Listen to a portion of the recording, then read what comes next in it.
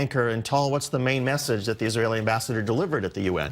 Well, these numbers and new pieces of information that Danny Danon presented at the Security Council today, they all revolve around threats that Iran poses to the region and to Israel and are not included in the Iran nuclear deal. And he didn't only reveal these numbers, he also talked about the fact that Iran is manufacturing ballistic missiles on Syrian soil, that Iran is shipping weapons to Hezbollah and giving a lot of money to different factions within Syria and also the Lebanon's Hezbollah group. So what Danny Danon and Israel would like to see is the international community following through and making sure that previous UN resolutions in regards to Iran are implemented. That's first. The second thing is probably to lay the ground to legitimize Israel's future military actions in this respect, because we know that Israel will not hesitate to react if certain Iranian objectives target or pose a direct threat on Israeli citizens' security. And this is something that Benjamin Netanyahu keeps resonating also now in Davos. When I asked Danny Danon after the Security Council meeting, what's the main takeaway he hopes that the international community will absorb, here's what he told us. Iran is turning Syria into the largest bunker in the world. We cannot ignore the numbers. We showed the Security Council what's happening today in Syria, the numbers of fighters, of militia fighters, and I think the UN Security Council must engage. So what is saying here, Shayna, is that Israel might be the first target of these Iranian activities in Syria, but then the greater target will be the entire region, further destabilizing the region, I should say, and then the third target is the entire world is a threat.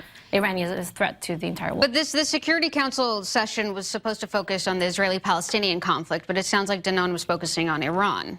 Yes, and he was the only one that was focusing on Iran, to be accurate. And Nikki Haley, U.S. Ambassador to the United Nations, at her opening remarks, she said that usually she does not like to focus on the Israeli-Palestinian conflict because she likes to talk about bigger conflicts or bigger threats, more, impending to the region than just the Israeli-Palestinian conflict, as we know the Council likes to do. But Haley, on this day, decided to focus on President Mahmoud Abbas, Palestinian president.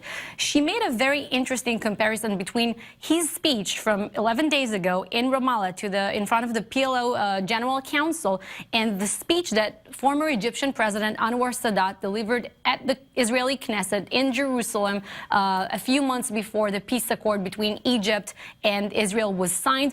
And she portrayed Mahmoud Abbas in a light or in a way that we very often hear coming from the Israeli right wing as a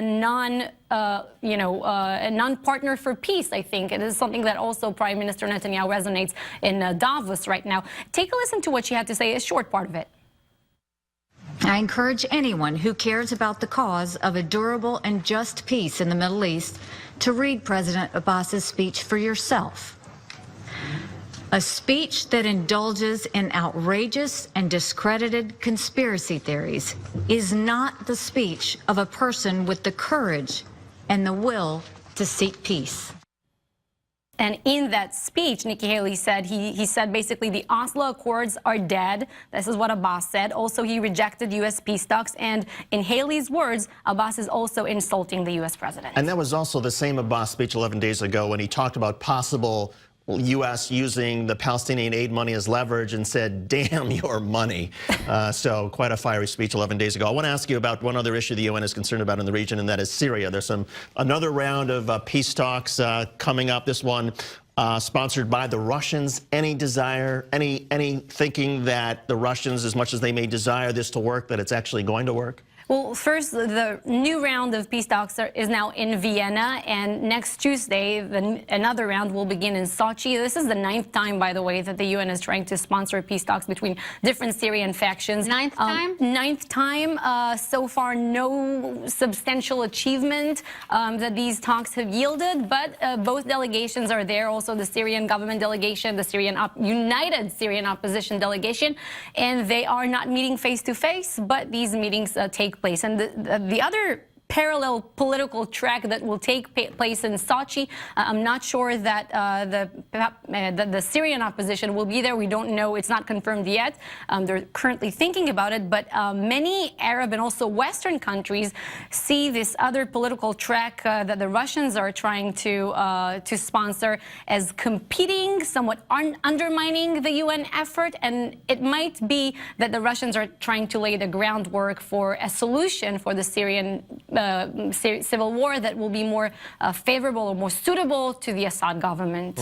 All right, we'll have you back on when there's the 10th round of peace talks. Heinrich, thanks for coming Probably on even again. before then.